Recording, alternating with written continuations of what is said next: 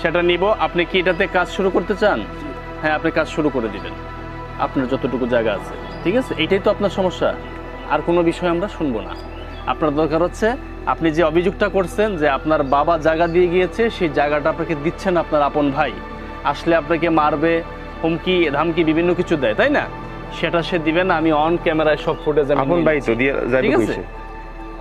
এই ব্যাপারে কোনো কথা আছে আপনার? একটু কথা আছে ভাই, আমি বলেন। কথাটা হলো ভাই জায়গা দেওয়ার পরে বাড়িতে আসেন, জায়গাটা আমি লইছি, বাইরে ছিল না দেশে। আমি বাবার কাছ থেকে 3 ভাইয়ের নামে লইছি, কারণ বাইরে তখন বিদেশ থাকে।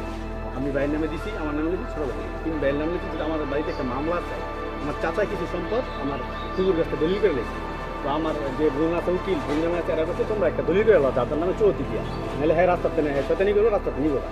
এই জন্য আমার 3 ভাইয়ের নামে দিছে আমার বাবা।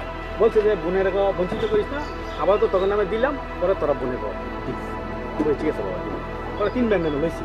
তো ভাইয়ের কোনো দিন বাড়িতে আসে নাই, জায়গা চায়ও নাই, জায়গা কোনটা নিব কয়ও নাই। তাহলে আমরা বাইরে পামু কই যে বাইরে মারমু কাটমু জায়গা দিই না, আমরা বাইরে পামু কই কোন? ভাইয়ে রাত দিন আমার লাগায় একটা জমিলে আমার মামলা লাগাইছে, বুনের জামা লাগাইছে। লাগানোর পরে ভাইয়ের আঙ্গ ভাই তাই না, ভাই শ্বশুর ভাই উঠছে। তো শ্বশুর ভাই উঠলে আমার মা লাগা আওয়ার আগে ফোন দিছে, মা আমি বাড়িতে আমু, তো আমার ছেলে মেয়ে বড় হয়েছে, তো আমি বাড়ি করবো, কন্যা করবো, আমার দেয় এই সৈকত মানিককে জিগান আমি আমুনি বাড়িতে। তো মায়া আমার জিগায়, তো তোর ভাই আইব বলে বাড়ি করবো।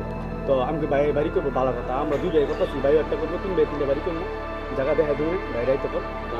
মায়া আবার 1 মিনিট, মায়া আবার বাইরে গেছে, তাহলে তুই বাড়ি তাই 3 ভাই 3 বাড়ি কর। ভাইয়ে কই আর আয় নাই, আয় নাই গিয়া আমরা হট করে শুনি শ্বশুর বাড়ি গেছে, নারায়ণগঞ্জ মালার দেয়া ভাইয়ের লোক, নারায়ণগঞ্জ কোটে গেছে পরে আমি মায়ের আমার চাচাই দেখছি, আমার চাচা দেখছি মায়ের শুনি, চাচাই চিনে না, পরে আমি কাকা ওই যে ভাই আইছি। তো কাকাই গিয়া জিগা কি রে তুই দিয়েছে আমার দিকে আবার না, তো আমি দেই নি।